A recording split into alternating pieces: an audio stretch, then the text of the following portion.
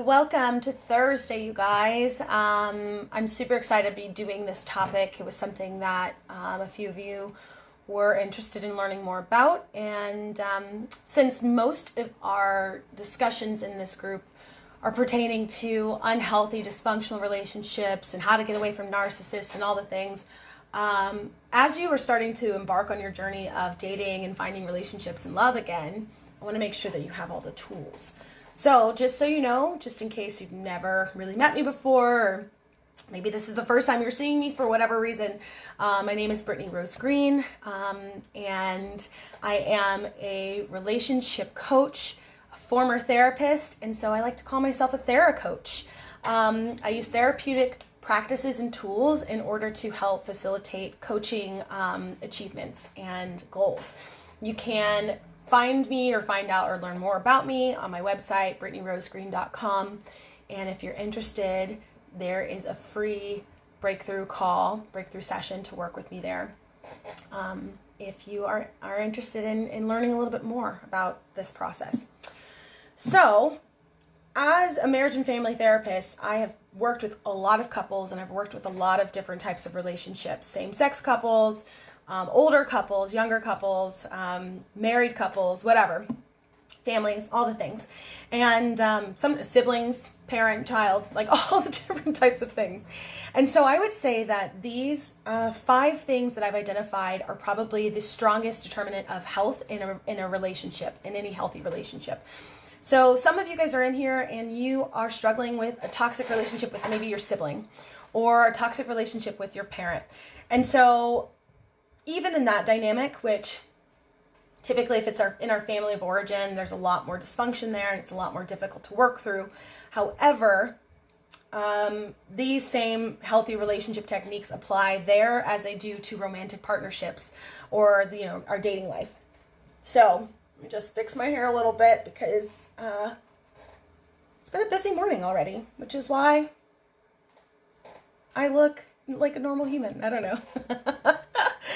Okay. Oh, and I did want to say I wore my je t'aime. If you guys speak French, it means I love. The end. Well, je t'aime, I love you, actually, I think. It's actually what it really means, so it's been a long time since I've had French class. Anyway, so let's start with number 1. So the first thing you want to make sure is that with you and your partner especially, or your family member, when you're having conversations, this one I would say really applies to romantic partnerships when you're trying to be in new ones, is making sure you're on the same page in these 4 categories. So how you choose to communicate to one another, the way you view respect, sex, physical intimacy is super important to be on the same page about, and action. So taking action in your life, actually motivation, like what inspires you, like how you do things, how you follow through on the things. And all of these 4 little categories, these subcategories, helps you build trust in the relationship, because trust doesn't just come. Some people say they trust before they actually get to know someone, and then someone, if they ruin their trust, well, then they don't trust them anymore. I would say I'm more on that side of the spectrum, but regardless, to truly build trust in someone, you have to know them, you have to get to know them, and you have to see whether or not you're on the same page. So if any of these categories, communication, respect, sex, and action, are off, then you're probably going to struggle from the very beginning. And when you're dealing with a toxic relationship, sometimes, especially in the very, very beginning, if you're dealing with a narcissist, then they may manipulate you into believing that they have all these categories in cahoots. But you would know very well or very quickly based off of the action if it was a narcissist, because narcissists don't follow through. So they may say, and they talk about all these fantasy plans, and they want to take you here and there, whatever. And then then that time comes that they said that they were going to take you to the place, to the thing, and you guys aren't going anywhere. So I would say if you really are clear about these subcategories, you will know really quickly whether or not you're dealing with a narcissist. Same thing goes with respect, right? Like, So this one's really good. If you have any questions about that, make sure to leave your comments and we will chat more about this. I want this to be a dialogue, you guys. Like when I do these live videos, my expectation or my intention is so that I can engage you in a way where we have conversations, where we actually are talking about these topics, where it's not so passive in this space, because I want you guys to truly start to get your cognitive wheels thinking in a different way so that you have different outcomes.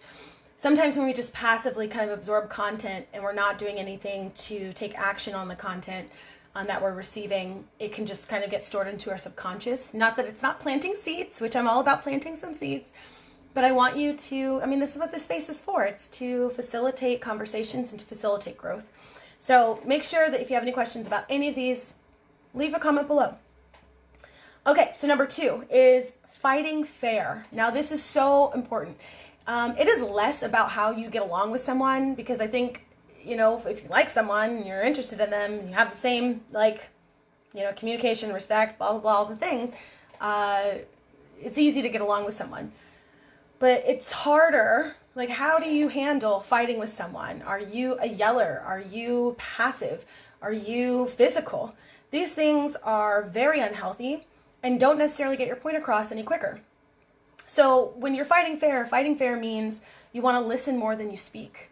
You want to share your feelings without blame. So I feel this because of this situation, not I feel this because you did this to me.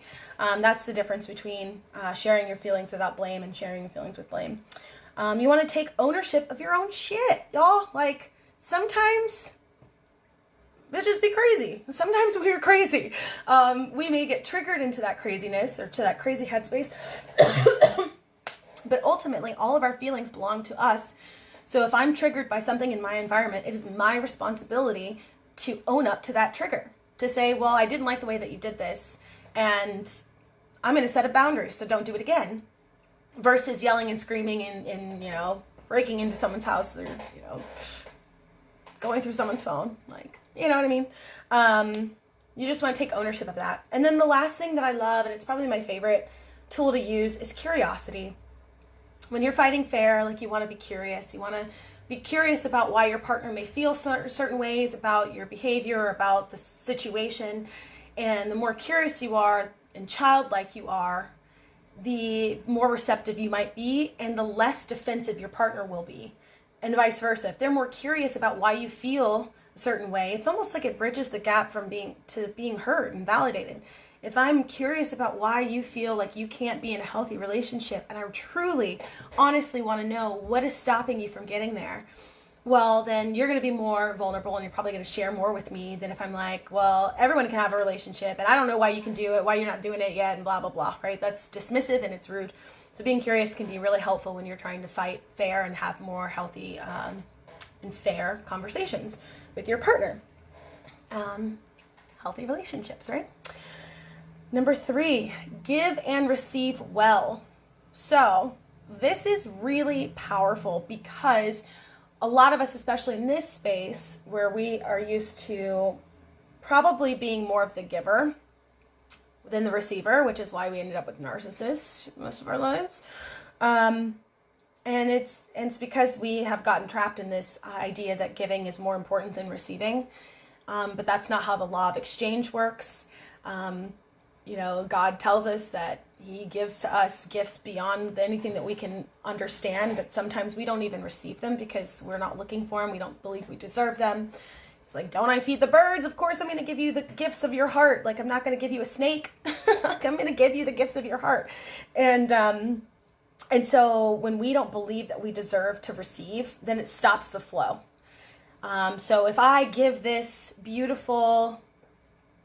if I give my content to you for free, right, I know that it's going to return back to me from some other area, whether it's someone else in the group who maybe never saw this video and they want to work with me, or maybe I get a call from a referral and they want to work with me. So like, me giving to you freely the knowledge that I have in this space doesn't take away from everything that I also receive, and I receive it well. And when you want to receive in your relationship well, because what is more powerful than when you give a gift to your partner or to a family member or friend and they are just like, thank you so much. This is exactly what I wanted. How good does that make you feel? It makes you feel so good. So if you don't want the person you're giving your gifts to receive it with whatever, you didn't have to do that. Like, why did you do that? Like, all awkward and weird. Because it steals the joy of you giving them that gift. And so you don't want to take away that joy from someone else by not receiving from your partner, from your spouse, from your parent, from whomever. Because giving and receiving is just as important. They are equal. And I don't want you to get trapped in the art of giving, overly giving all the time. Because typically when we overly give, there is this unconscious belief that we don't deserve to receive. And then therefore, because we don't believe we deserve to receive, we don't receive because we're so busy giving that we don't have time to receive, and we feel depleted and frustrated and like no one cares.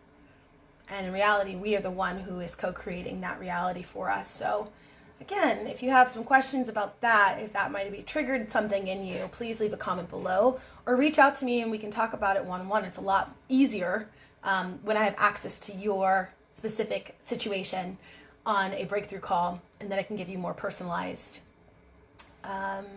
advice or tools. Okay, number 4, confidence. Being confident in your relationship, in a healthy relationship, is so important. When we get trapped in our own insecurities about who we are and what we deserve, then the relationship can go downhill very quickly. We get triggered very easily by our partner doing something that might otherwise be very normal, but because we are not secure enough in who we are as beings and whether or not we deserve to be in this relationship, then we maybe make their behaviors something that they're not. And so when you are feeling confident and you're holding yourself to a high standard, it's easier for you to set better boundaries. It's easier for you to choose better partners. So confidence is key when it comes to a healthy relationship. Also, confidence, especially if we're going to go back to the topic of sex, it makes you want to feel sexy. And when we're talking about romantic relationships, we don't want the relationship to be all about sex, because that's typically a narcissistic sort of codependent, poor attachment sort of relationship that's unhealthy.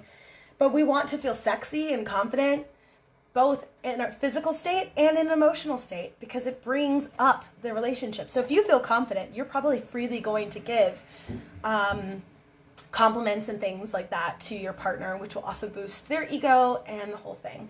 So confidence is key. And then last but not least, 5, have fun. Right? Sometimes we just need to be kids again. If you've been in dysfunctional, toxic relationships, there's probably a part of you that lost your kid, your inner child. And so when that happens, we try to pick partners who will reparent us, and then they typically can't because they're also probably didn't come from very healthy relationships with their family members. And so you get trapped in this really cycle of just a tumultuous relationship that's not fun. Maybe it has moments of fun, or maybe it was fun for a brief second, but then both of your stuff, all your insecurities and triggers came out, and now it's just no fun anymore, and it's sad, and it's work, and it's hard, and you just need to have as much fun as possible, because I don't know about you, but having a relationship with somebody who I don't need, somebody I actually want to be around, somebody who's hanging out with your best friend, walking in the woods, or being at the park, you know what I mean? That childhood best friend that you have, that you now get to maybe make a life with, feels pretty freaking cool, And so one thing I would say that I see in the most healthy relationships are these people just have this really fun banter back and forth, and it's very fluid and spontaneous and adventurous, and there's lots of laughter and curiosity and smiling, and so even with the heaviness of life, there's still this fun ability to tap into that childlike curiosity or whatever. So having fun is really important in a healthy relationship. It can't be all serious. And So just a quick recap, making sure you're on the same page in communication, respect, sex, and action, which builds trust. Fighting fair, listening more than you speak, being curious, taking ownership, sharing your feelings without blame, giving and receiving love, or giving and receiving things well, so that you can equal out the giving and being a better, so that whenever you can give more joyously, and also receive the joy that the other person wants to give to you with their gifts. And then confidence, because confidence is king, and queen, because we're in here and we're queening it up, girls. And then have fun like a kid. So hopefully if you catch this, if you didn't catch this live, then you will watch the replay and leave me your comments below. I will attach in the comments my schedule, my link to schedule a free breakthrough call, or if you want to just go ahead and grab your new client special $97 60-minute full session where I will give you a homework assignment and some accountability work to help you start moving through.